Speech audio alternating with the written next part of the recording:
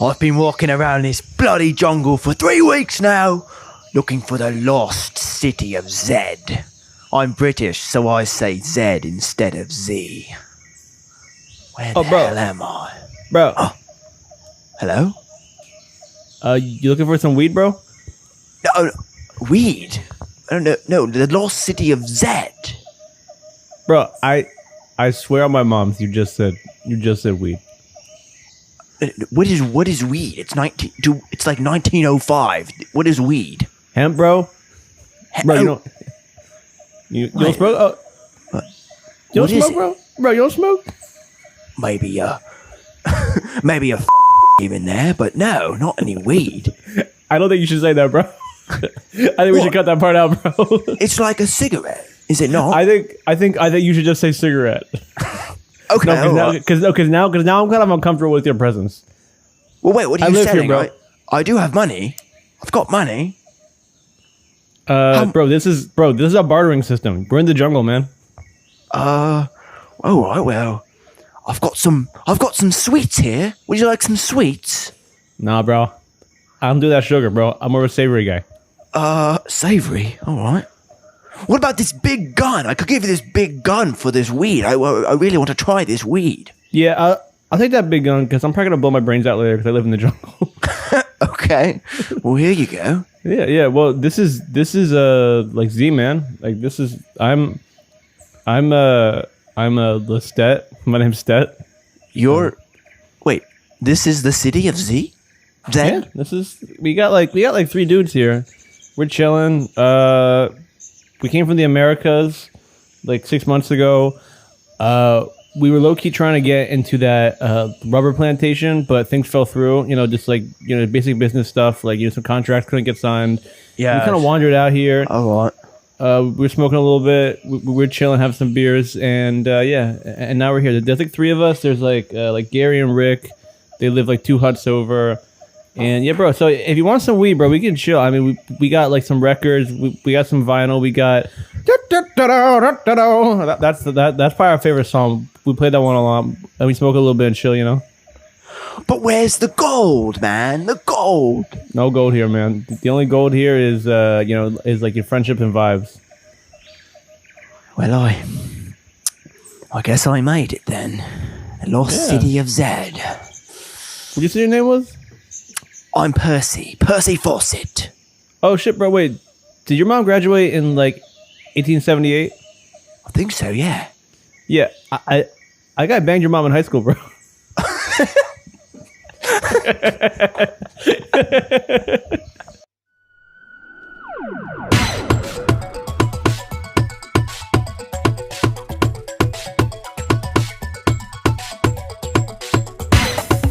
Welcome back to ShelfWarmers. I am Sam. And I am Andrew. And this is the podcast where we watch and discuss movies from 2010s, apparently. The teens. The 2010s. The 2010s. The pump and dump period. Be a little period. formal about it. Yeah. The pump and dump period of Hollywood. Not exactly a golden age, but definitely a time of high fertility for Tinseltown. So fertile, in fact, that we did not see many of the movies produced. They're good, bad, or just meh. We're going to cover them all. It's been sitting on the shelf. Well, it's time to take it down and Sam, what are we taking down today?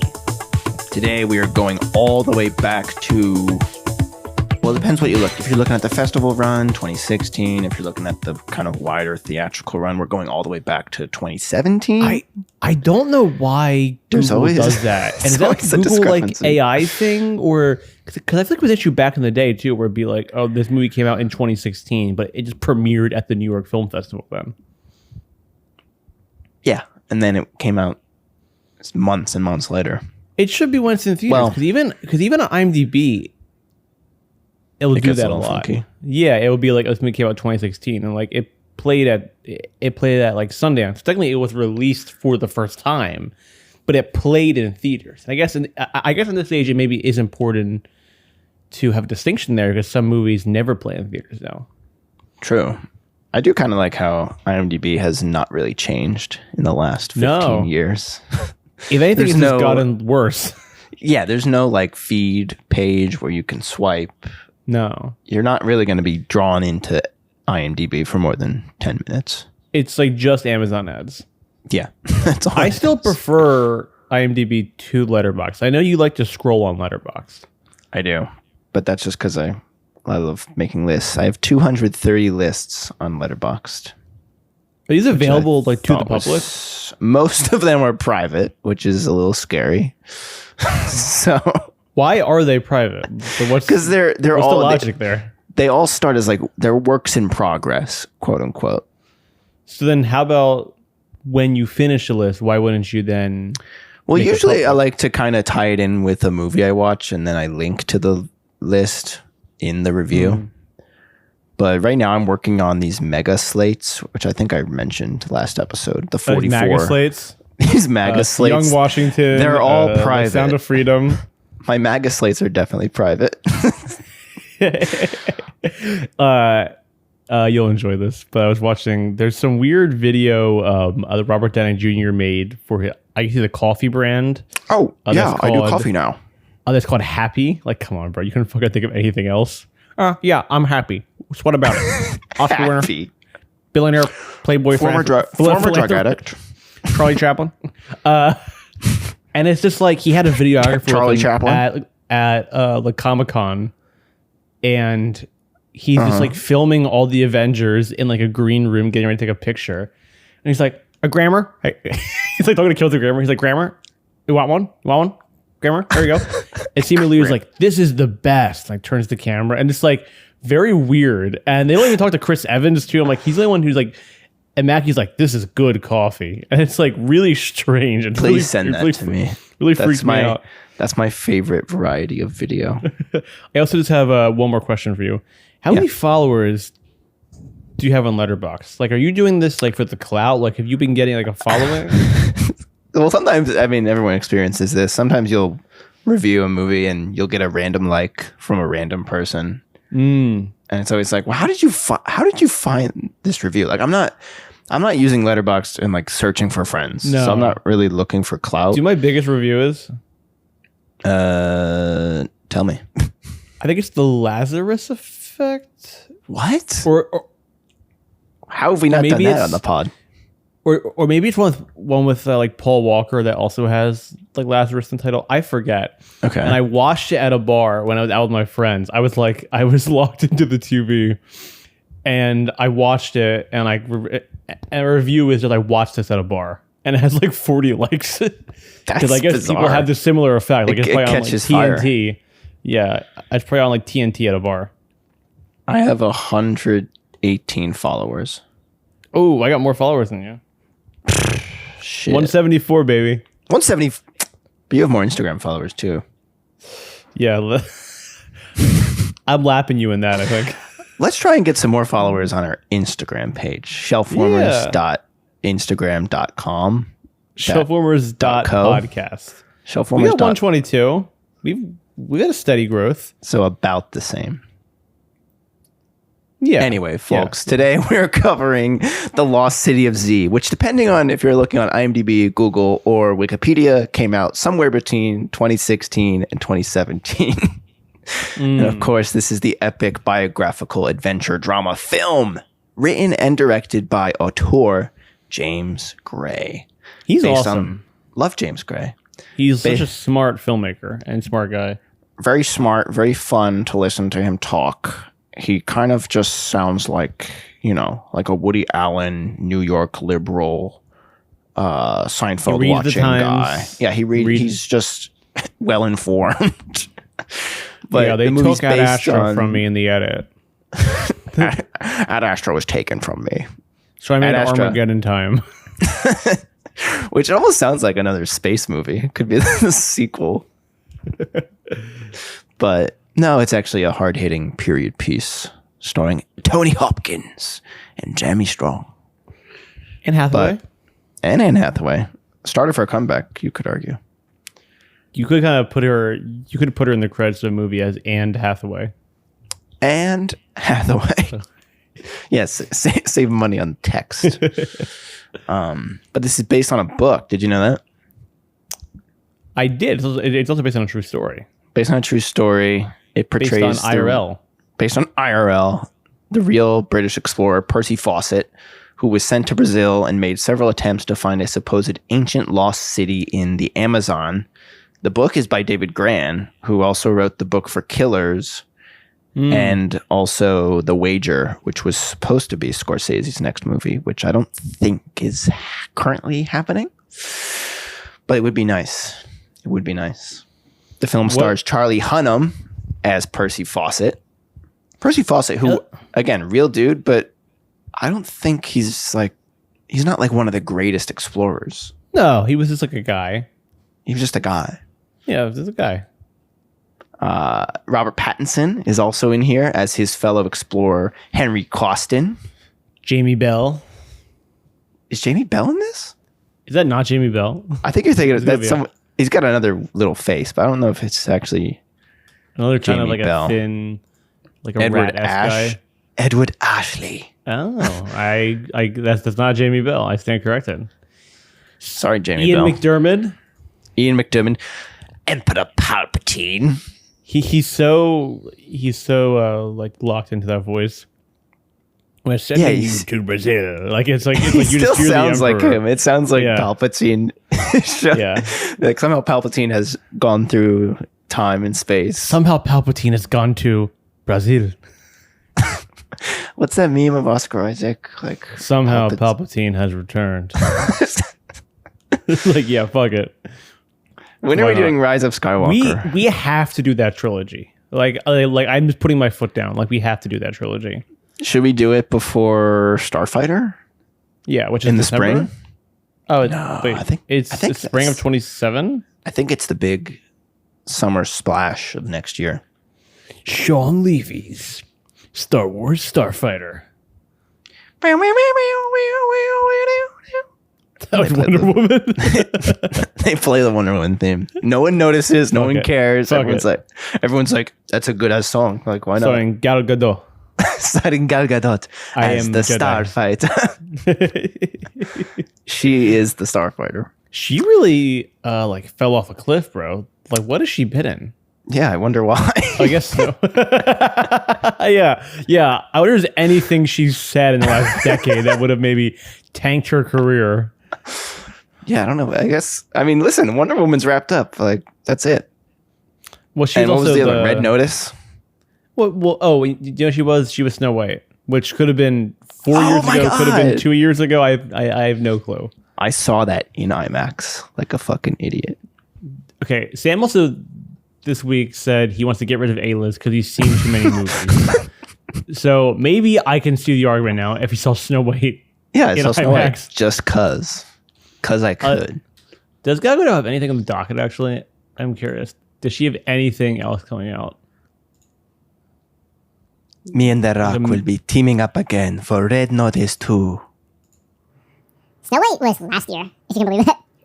Yeah, she's a Bitcoin movie directed by Doug Liman, starring her, Pete Davidson, Casey Affleck, and Isla Fisher. Oh. All right. Then she has Cleopatra, which is never coming out. That's her as Cleopatra? Yeah. And that's like a big budget period thing? Yeah, it was directed by Patty Jenkins, I believe. Oh, wow. Yeah, that's never happening. Never happened. Okay. And then she has Irina Sendler, which is about a Polish nurse during World War II. That could get me. I could see that being made. People love that shit. Ruin, which also doesn't have a release date. That's her in Matthias Show Arts, so it was a villain in Supergirl or whatever. Mm-hmm. And Nikki Lucaro, and it's also a World War II movie for some reason. All she did The Zookeeper's Wife and the McFarlane USA, so she has some ShelfWarmers. Gal Gadot is in those movies? No, Nikki Caro directed those movies. And then The Runner, which is their only thing that actually has a release date, and it's on Amazon. It's a Prime movie. It looks like it's coming out September 2nd. A high-powered attorney must race through London to save her abducted son while finding a cryptic command from a mysterious caller. All right, well, I'd like to thank Andrew Alexander, our Gal Gadot correspondent, for keeping us up to date on the comings and goings. Only like celebrity in this movie. Like, you know, I mean, she's that's a generous generous term we're using. She's a celebrity. She did the Imagine video. Imagine we talked about the lost city of Z. Imagine. Just feel denial. I don't know why we're stalling. Like, this movie is actually really good. No, this is actually a great movie. I just wanted to do a Gal Gadot corner. Maybe I'll speed that up in the edit. I do think it's interesting. Look, and I think this kind of goes in with everything we've been talking about in this podcast, where a celebrity who was very popular for the 2010s, like we talked about, and then it's kind of fallen off a cliff. I think Charlie Hunnam was in that route, and then has the Ed Gein show, and that's kind of like a second win for him. I forgot he's on that. Yeah, and he was at all of the THR round tables. He got an Emmy nom, and I think I'm kind of like whatever, because they're Ryan Murphy star power. But he's also like the lead of Sons of Anarchy, right? Yeah, he is. I love that show. I watched the show when I was like 13. It was like the best show I've ever seen in my life. My cousin has watched it like 10 times. Really? I know who's on that show? That's a hefty 92 eps. Yeah. You know who's on that show for the first 2 seasons? And I got killed off because of a contract dispute. And this is what literally like changed his career path in Hollywood. Is it Norman Reedus? Taylor Sheridan. Oh, he's like acting in the show? Yeah, he was like main cast the first 2 seasons, and then they wanted like to write him out, and he like had a contract dispute or something and got mad, and he's like, fuck it, I'm done acting. I'm a writer now. And then he wrote Sicario. Wow. Yeah. That is kind of a turning point for the industry. Yeah, yeah, absolutely. Now he has 18 shows on Paramount Plus. Crazy. And Empire. Sienna Miller is in here as Nina Fawcett, the wife of Percy Fawcett. Yeah, she has nothing to do, but she gets her fun moment at the end. Great moment at the end. She has a face that I never remember. Like I remember the name Sienna Miller, but if there was like a lineup, I don't think I could pick her out. Yeah, I was reading some stuff about her. She had a lot of like tabloid like scrutiny. I saw that and I was like, what is that referring to? Because I mean, apparently she was in Foxcatcher. I don't remember her in Foxcatcher. Oh, she's Shane Tatum's wife? Yeah. And she's in Future Shelf movie, Ben Affleck's Live by Night. I believe she's the main lead in that. The Catcher was a Spy. I want to do that movie. We should really want to do that movie. Obscure biopic month.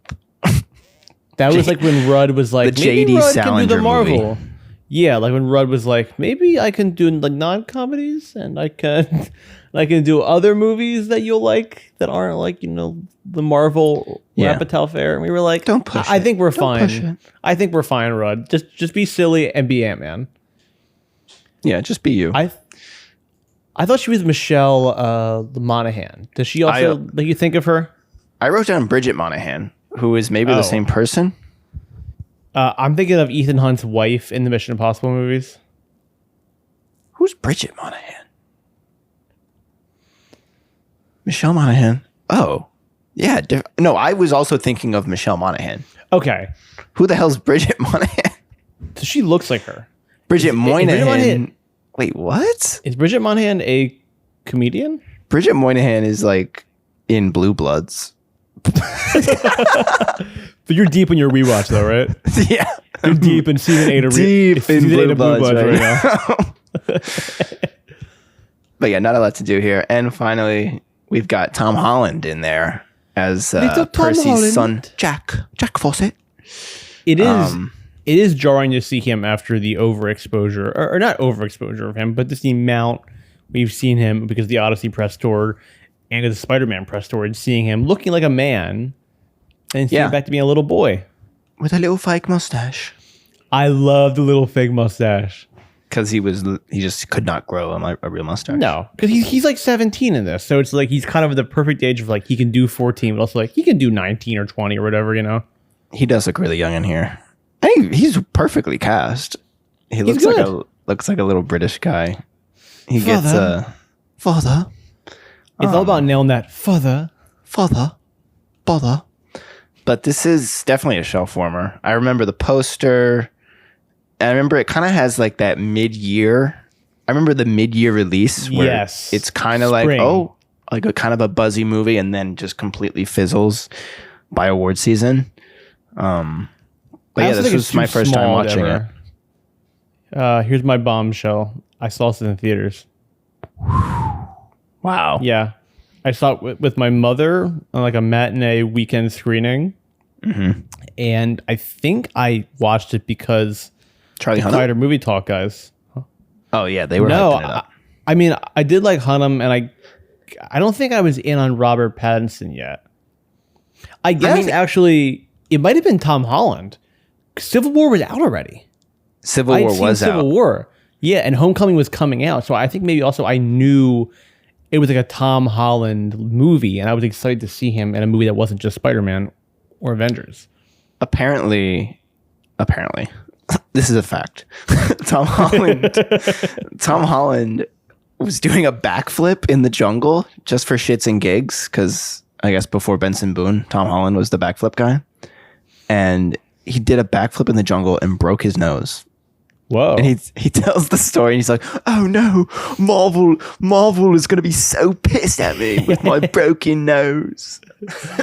And I was like, "Why is he like?" But that does show his age, where he's like in his young early 20s, right? Doing backflips in the jungle, yeah. At this point, they probably filmed this 11 years ago. He's like 19, yeah. Yeah, and he's like, "I can do backflips," and then of course he breaks his fucking nose in the jungle. I kind of picture a scenario where it's like him, the Robert Pattinson, and like Charlie Hunnam. He does the flip.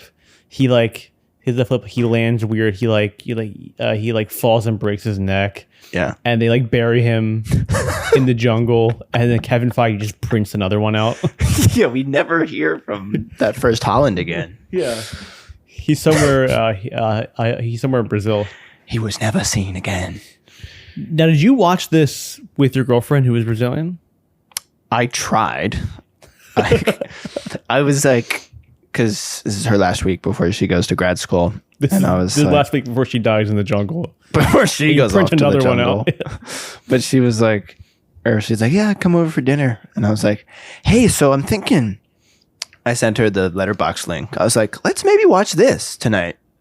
Oh wait, so you didn't tell her it was a ShelfWarmer? No, I was like, it's kind of Brazil. Like it's basically a Brazilian movie, essentially. And she's like, "Is this a shelf warmer?" Oh, she clocked your shit. And I was like, yeah, it is actually. She's like, maybe. So then we had dinner. We didn't watch a movie. And then I went home at 10:30 and pressed play. I also watched rode this one into the night. It was a little tough to get through just because it's so late. Yeah. I was pleasantly surprised by this film. Yeah, it's good.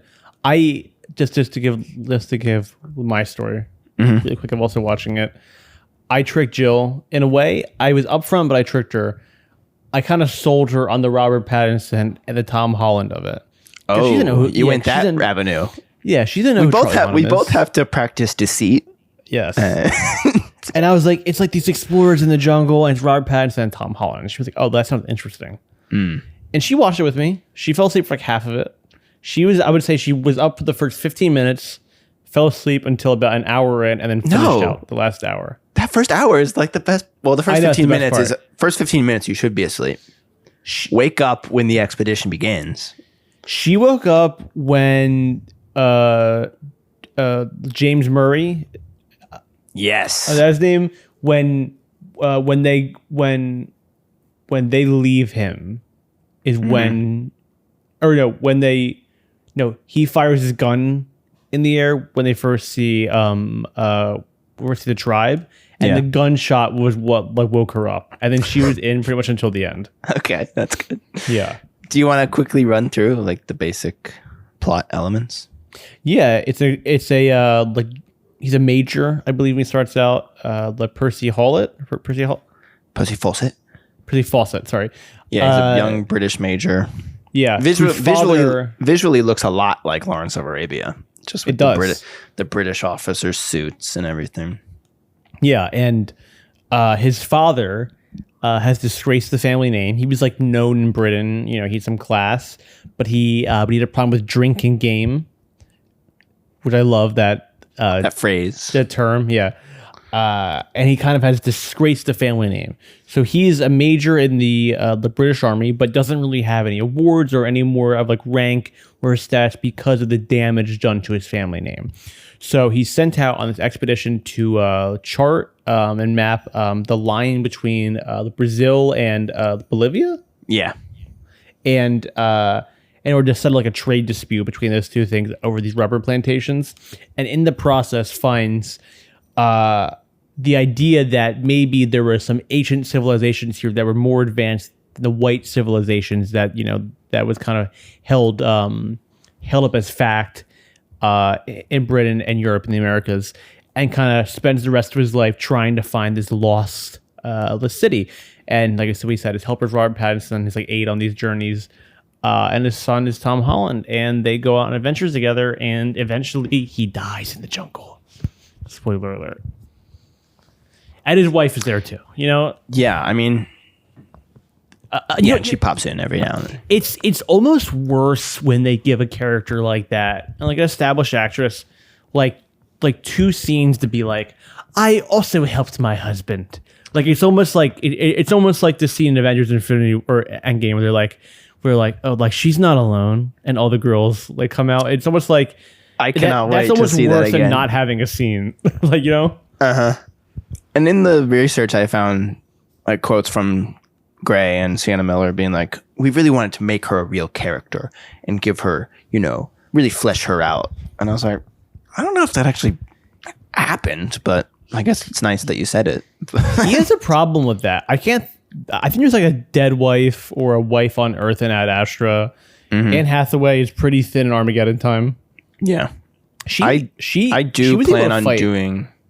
Shit, wait, what?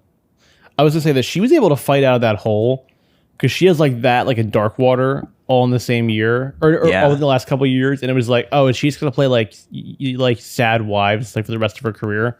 And this year, no, she's not. She played the epic sad wife. Well, true, but it has more depth, I would say. It does. As Penelope. Oh, I thought you meant End of Oak Street. Big year. I could have been talking about Mother Mary, or maybe Devil Wears Prada 2, or maybe Verity. The new, that's the new, yeah, her and book Dakota based Johnson. Movie based on a book. Michael Showalter. An adaptation, if you will. Yeah. Oh, Showalter. Cool. Yeah.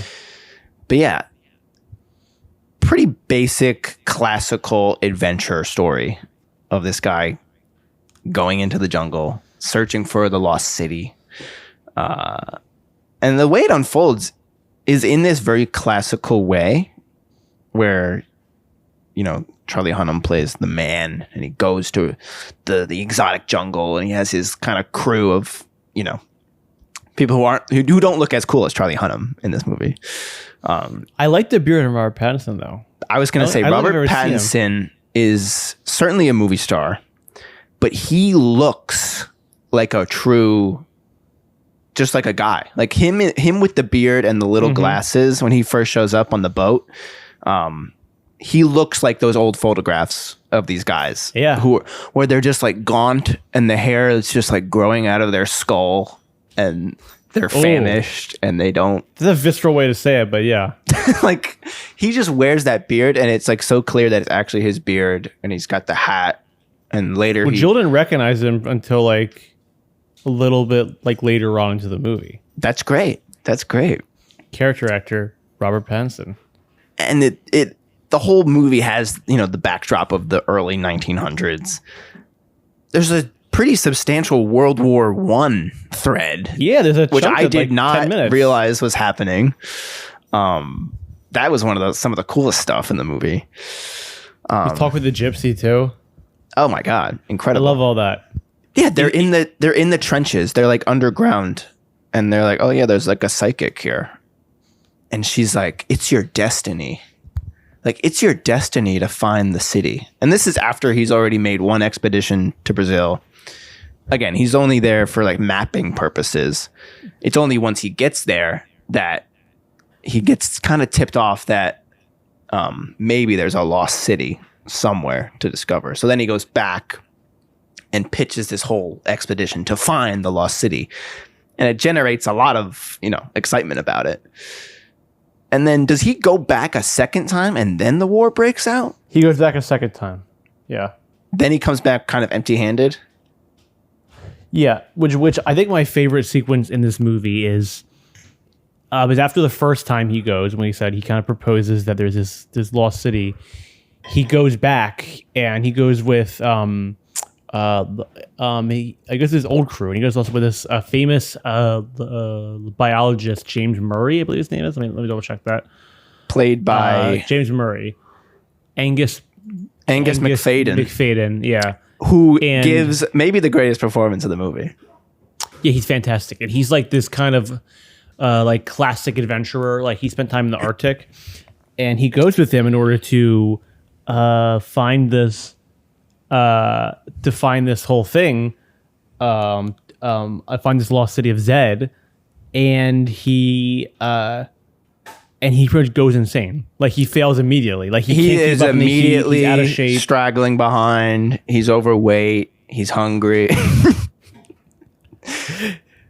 And he's just like a classic movie villain. He's like the best like asshole in a movie where he is such an asshole. Like you as the viewer, like because it is put in such an intense situation where they're in the jungle and they're on the river and they're going up the river. Because the stakes are so high, you really hate him because he is so clearly the reason why they're not getting to where they want to go. Yeah. To the point where they're just like, dude, like just sit tight. Like, yeah, like chill, bro, chill.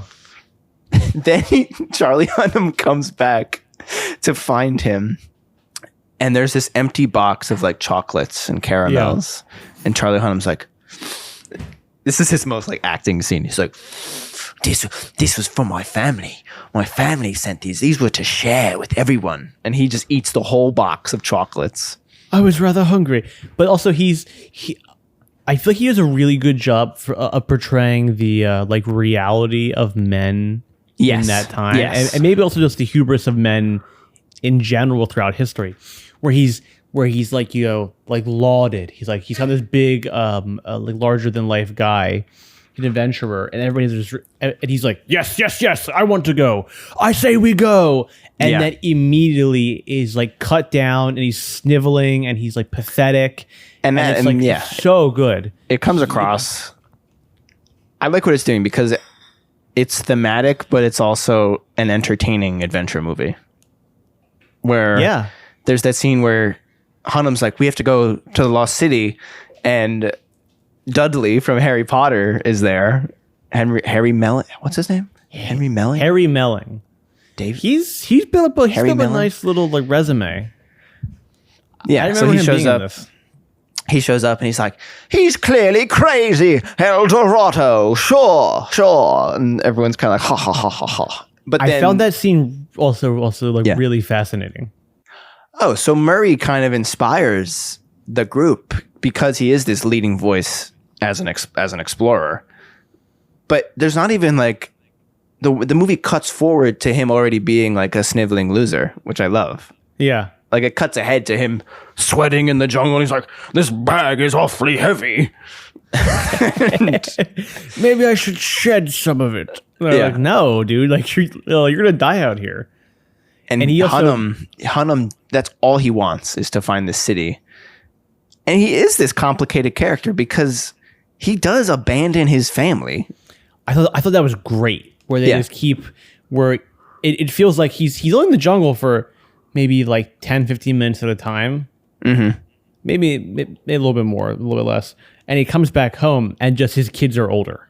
And there's they don't know him. Yeah, they don't know him. And like it jumps from like a 10-year-old boy to like Tom Holland. You're just kind of like, oh, okay. And he's like his wife's not upset about it, but she's not happy about it either. Because that is kind of the expectation of that era. Like men just go off. Right. And he gets back, and the kid who plays Tom Holland as a kid is like, "Are you my father?" And like he doesn't recognize him. And then he goes back again with Murray. Murray fucks up their whole expedition. Then they get back, and his whole world is about finding the lost city. And then Archduke Ferdinand is killed. So I mean, it's an epic movie, but having the historical backdrop of World War I breaking out while he's chasing this very specific thing, only to then face, the great horror of the beginning of the century and seeing how men also perpetuated that horrible phenomenon. And he actually gets affected by, what is it, chlorine gas? Something fucking insanely scary and barbaric. Mask. I said to Jill, I was like, ooh, gas. And she was like, what? I was like, I forgot there was chemical warfare. That's a whole other added threat on top of the bullets and the planes and the tanks. And it's brutal. It's brutal. And this is all after you see the brutality of the jungle, too, where in the first mission, like the one guy gets the disease and he's like puking up blood and pushing the ship. And then even earlier, they get attacked by some of the natives and they're just arrows are going through people and then they're just like shooting and it's just like chaos. And when Hunnam first gets there on the first expedition, I think that the Jamie Bell lookalike is like, oh, like they've actually called off the mission. Like it's too dangerous. Yeah. But he came all that way. Like he has to, again, all rooted in him trying to make up for his father's, drunken gambling problems. Where he's like, well, fuck it. Like I'm still going to do it because I need this to find my place in this society. Like I like how it's this on paper. It's like this fun expedition, but it is about class and, proving yourself as a man back in that time. Yeah, it was so important to him. In like all James Gray movies, it's about making up for the sins of your father. Yep. Yeah. And also about making a movie. Yes. Yeah. Which is also a fun way to watch the movie. Oh, did you know that making a movie is kind of like going to war? It's kind of like going to war. Kind of like going on the river. Upstream. On the river. Fighting for your life or whatever. Yeah. So he doesn't actually get to find the city because he goes blind from this gas. And that's a heartbreaking scene. When he's in the hospital after the war and he's like, you might not even, like, you're not going back to the jungle. No, yeah. Like, that's not happening. And he's just like, he's so crushed. Even though he is an asshole. But for some reason, you're like, damn. Because it's that kind of protagonist where you're on a fruitless journey, but we're still going to go along with you for the ride because we want you to succeed and find this place. So then he gets to go again with, as we said, Tom James Holland. Murray. Oh, well, sorry. Yeah. Well, second one, he does make contact with a tribe the second time he goes. And James Murray, is how they get separated from him is because he's like, these people are cannibals. He's like, no, they're honoring their dead. He's like, no, they're honoring their dead because they burn them and they eat them. So they're whatever. And he's like, I'm not associated with these cannibals. And he kind of runs off into the jungle. He hurts his leg. Yeah, he's very closed-minded towards it. Yeah. At that point, it's like, bro, why even go on the journey? And I'm sure all this is backed by research, but there's a scene where one of the members of the tribe is fishing and they're making some concoction and Pattinson's just watching him. And he pours this milky liquid into the river and these fish float up to the top and they look like they're dead. Yeah. And then they just grab a few of the fish to eat. And Pattinson's thankful because it's not they're going to eat humans, which I thought was kind of a funny scene where he's like, oh, thank God. It's just fish. But then the fish who rise to the top slowly wake up and swim away. And Pattinson's like, oh, they only take what they need. Pointing out that they figured it out. They figured life out. And then the colonialists come in and just fuck shit up. Fuck everything up, yeah. And they're living in this beautiful society, which is intense, but it's their society. And then later, for the third time, I think Fawcett actually ended up going there 8 times, I believe. Sure, yeah. The movie portrays it as three succinct thematic journeys. And he brings his son and he wants his son to experience what he experienced, but times have changed. The tribe is, when he goes back, the tribe is gone. Everything has changed. There's a great montage where it kind of looks like a shot in The Master when Hunnam's framing up the camera and he's like, get in. And then it's just these shots of the photos recreated. The black and white stills with music. And it's just really, really powerful. It's also something where, Tom Holland's character probably had the same upbringing inadvertently as Charlie Hunnam, where his dad isn't around and he's desperately seeking to make his name and to do something else with his life. This time he has his father. So it's like his ass probably didn't want to fucking go to the jungle, but like this is how he connects with his dad. Yeah, exactly.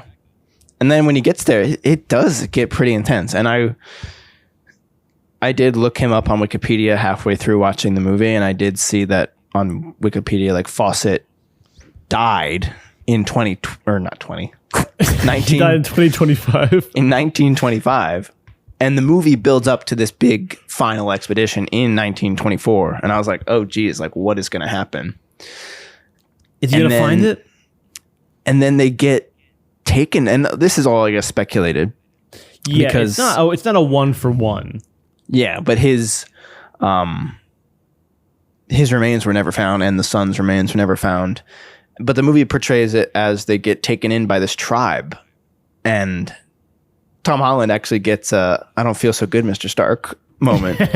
Yeah, he's standing snap in the middle of the expedition. Where he's like, we are going to die. Like, we are going to die today. And he really sells it. And I will say, watching it at like 1 a.m, I did get kind of spooked. But because Hunnam's character, even though he started off as a soldier, he had gone on expeditions when he was younger, and he's seen war. Where Holland's just a British boy who was too young for World War II. He never got to do anything with his life. So imagine you live like a quaint, like British life in the countryside, and then you're thrown into the jungle with all these tribes and animals and just nature. Then you're fucked. You're fucked. Like he really is. He does a good job of selling that fear. Yeah, and James Gray was obviously inspired by Lawrence of Arabia, like trying to make this David Lean epic.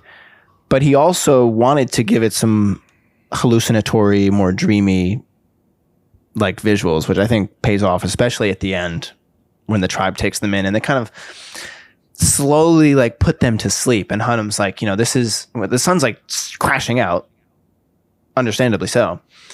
And then Hunnam's like, this is part of our destiny. Whatever happens today is part of our plan.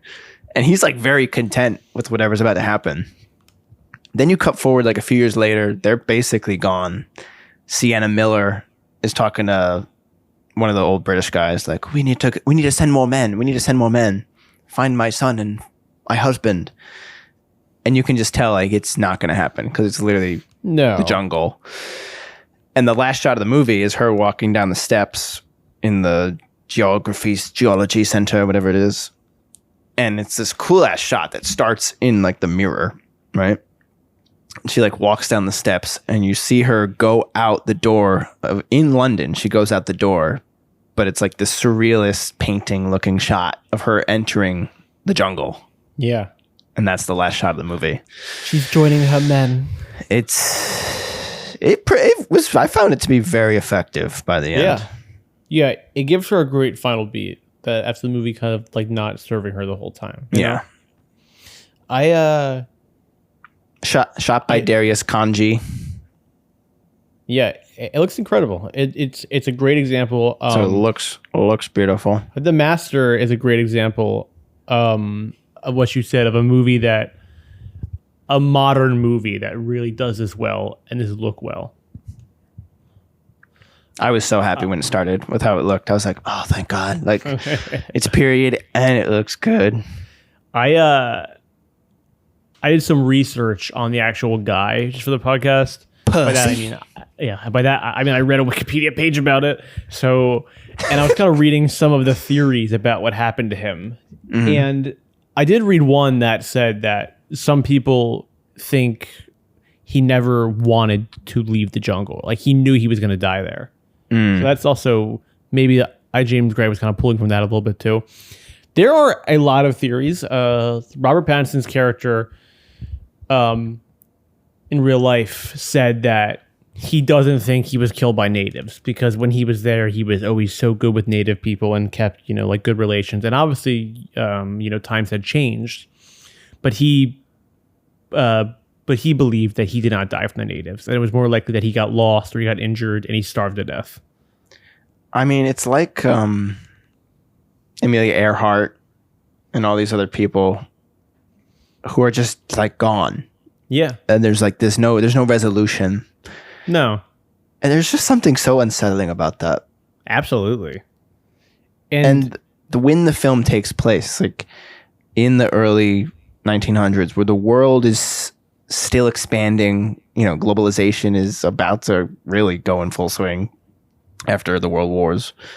And there's just this unknowable sense about the world at this time that is really palpable and kind of gives me like a pit in my stomach to think about. Yeah. I think it also feels more apparent in our age of information. Right. Right. The fact that exactly. things were so unknowable, and that was just how it was. And again, it has this sense of adventure. Like Pattinson, the crew gets upset with Percy at one point, and they're like, "We're turning around," and they kind of point their guns at Charlie Hunnam's character. And Pattinson's character is like kind of half asleep on the boat, and he like whips his revolver and shoots the guy in the ear, not killing him, but like just being like, "Hey, like Percy's the captain here." Yeah. It just has like those classic like movie moments while also being on such a grand scale. Yeah, and we didn't talk about my favorite scene. We kind of finished, or I jumped over a little bit. James Murray, but he doesn't die. He's shown mercy, and he's sent home with their last horse and a guide. Oh, that was so fucking good.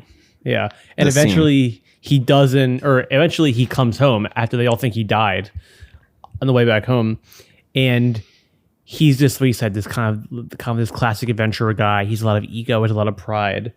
So he goes to the geography, the commission, whatever it's called, and he kind of brings these charges up against the crew. It's like kind of a gut dropping moment where he's like, "Mr. Murray is waiting." They're all like, "What? Oh shit!" Like last time we saw him, he was in pretty dire fucking straits. Yeah, and he pretty much demands that like they apologize to him in a public forum. And that his wife is there to see him have to apologize to James Murray, and kind of an acknowledgement that he was abandoned and they treat him unfairly. Mm-hmm. After he was so terrible to them, and he put oil on their rations. Oh my god, it's heartbreaking. And he fell over the boat, made them lose a third of their food. Oh, that's one of the best sequences too on the raft. It's like the water's getting pretty intense, and they have to hold on to it to keep their rations, and he just fucks it up. Because he's a leg wound. He's hacking at the leg wound. Oh my god, it looks so gross. But yeah, he's like, "I need a public apology." And your wife has to be there. It's like, yeah. Ooh. And it's kind of like a Sigma moment from Charlie Hunnam. I was thinking about, like, there's probably like a scene on TikTok somewhere. Someone's uploaded this scene and put like the boom, boom, boom, boom, like music over it.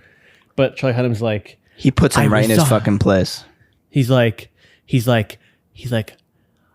I resent that I thought you had the mettle to join these brave men. It's like, you coward. Like, he kind of has like that kind of moment where like which I always want those in movie scenes, like the moment where the guys tell him off, and he gets to tell off James Murray, "I quit this organization," and they all like walk out. And I was like, damn. I just James realized Murray's like, I just realized why we keep saying James Murray. Who's James Murray? His name is Murr. Sorry. From the Jokers. yes, you're absolutely right. It's like, why are we so comfortable saying James Murray? James Murray. His name is James Murray. I remember that name like it was at the back of my hand. But yeah, that's one of the best scenes when he kind of tears him down, and he backs down because he embarrasses him in the room full of guys, and he's just so passionately angry at him that he shuts the fuck up. But yeah, some more behind the scenes stuff. They filmed this in Colombia in the jungle. And while filming in the jungle, Hunnam remembers a particularly nerve-wracking encounter when he was exhausted, and he woke up at 3 a.m. and there was this ungodly noise. Like it felt like there was a drill in his ear. And what had happened was an insect burrowed into his ear, and it was like a long beetle with wings. And because of the wings, it like couldn't back out of his ear. So it went deeper into his ear affecting his eardrum. And I was like, I'm out. Never go to the jungle. Ugh. And it's just a terrifying thing. Yeah, that's like genuinely maybe like my worst fear. Yeah. Inside being in my ear. James Gray thought it was kind of funny that Plan B, Brad Pitt's company, had approached him because this was a movie that took place outside of New York and it was a period piece in the UK and the jungle. So he was like, well, why are you picking me? I'm James Gray. I'm the New York guy. Yeah.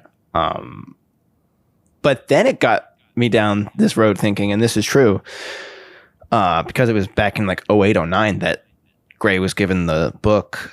Brad Pitt was initially set to star as Percy Fawcett, which I can't help but think that is a better movie. As much as I think Hunnam is good. I think Hunnam's good in this, and I'm not like a huge Hunnam guy, but I think he's pretty good in this. But then there were scheduling conflicts, and then Benedict Cumberbatch came in. You know who would have been good in this? Who? Christian Bale. Ooh. I feel like we need more Bale. I feel like he's been missing. 2 Batmans on one screen. Imagine. And The Thing, but not The Thing. The Thing, but sort of the thing. Yeah. A thing type. Yeah, guys, I'm going to typecast in Hollywood as The Thing. The Thing. There was something kind of funny where James Gray was actually validated in his choice to shoot on 35 because of the humidity in the jungle. Like his MacBook basically crashed out. Oh, wow. And he was like, it's pretty great that we chose to shoot on film because it's all like an analog mechanical process versus if they were in the jungle with like a red camera. Can you airdrop me the files? Yeah. Well, then he tells the story about like sending the film, like for the film to go to the lab in London, it like had to go to this little plane that flew. Like it was like a 3-day process to get the film from the jungle to the lab. And I was like, that is like we can't even imagine. I would be like so anxious. I'd be so anxious every time. But yeah, Pattinson and Holland, both in this film, both in the Odyssey, of course, as well as Devil All the Time. Yeah. Which we will also be doing at some point. 3 movies together. I don't know if it's because they were both in the film that got me thinking this, but I did think of the Odyssey. Oh, sure. Where the father is going off, the son is left behind. The father is somewhat responsible for his crew dying in these misadventures. And then Tom Holland plays the son. So, no, yeah. Pretty surface level, but it's pretty apt, though. It's pretty apt. Yeah. If the glove fits. If the glove fits, you must have quit. Or you, yeah. If the glove doesn't fit, you must have quit. Yeah. But yeah, to capture the varied settings of the Amazon, Gray wanted Kanji to shoot on the specific film stock to kind of blend like new Hollywood films of the 70s with the David Lean epics of the 60s. And then he was like, well, of course I should be so lucky, but you know, that was his ambition. And this has kind of got me thinking, like that quote reminded me of what the slates are all about. This is the slate mentality. It's just placing these works in a lineage to better understand the director's intent. Yeah. That's all it is. Yeah. That's all it is. And I also think it's interesting that you said, or that you say that, because when you were talking about, like, you know, how you thought of Lawrence of Arabia, the first 2 acts are definitely Lawrence of Arabia, but the third act is Apocalypse Now. Yeah. Those are kind of the two. It's kind of like Lawrence of Arabia meets Apocalypse Now. There's a great match cut when Pattinson's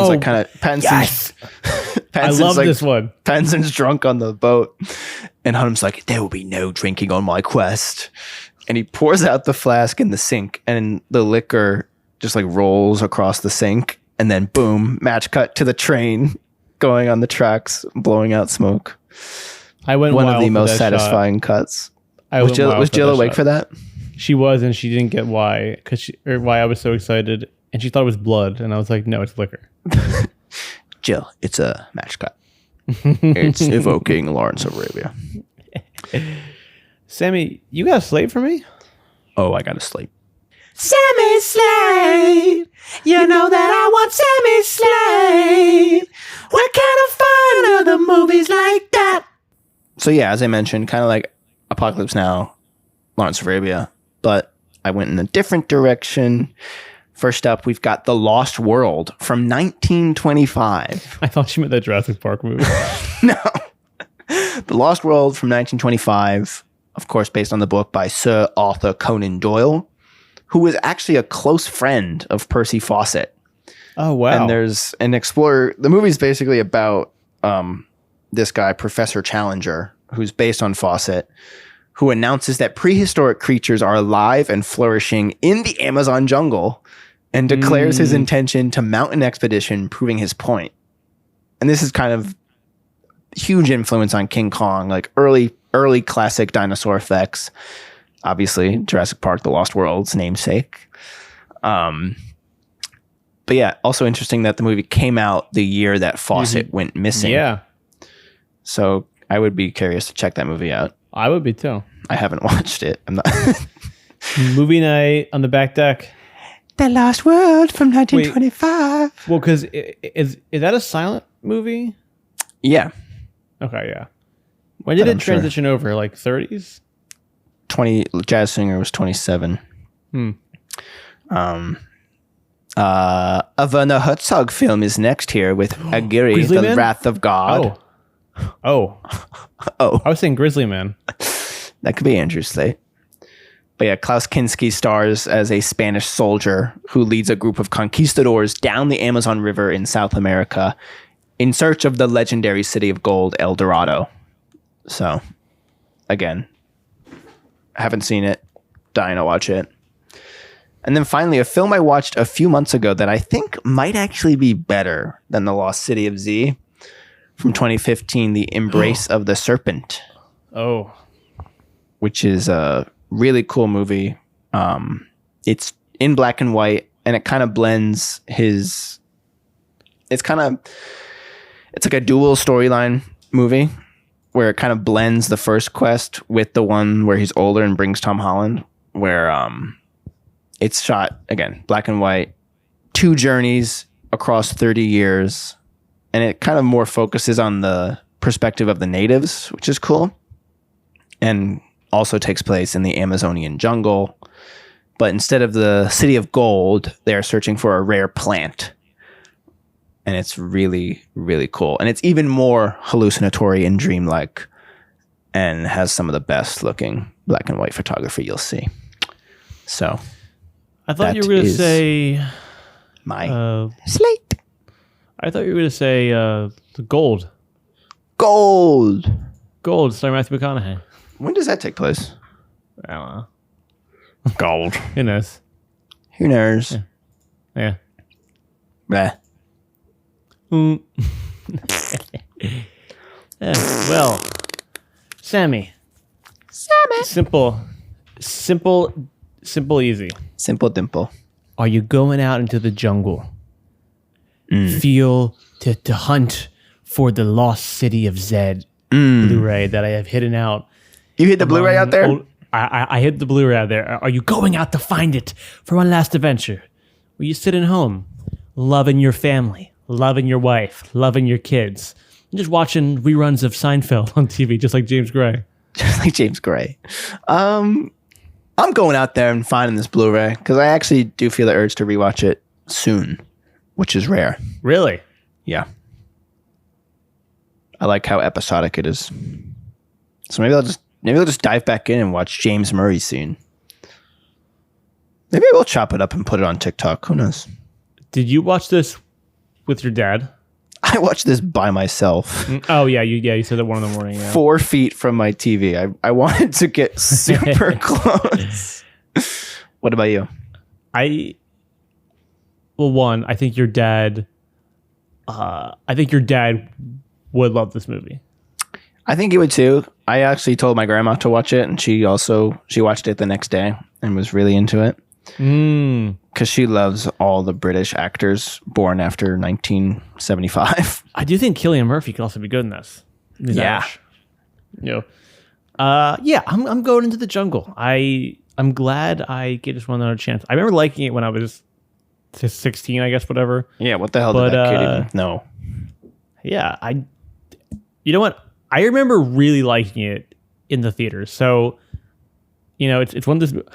Honestly, weirdly enough, I think I've seen James Gray's last couple movies in theaters before I even really knew who he was. I saw Ad Astra in theaters. I saw this in theaters. I think I saw Armageddon Time in theaters.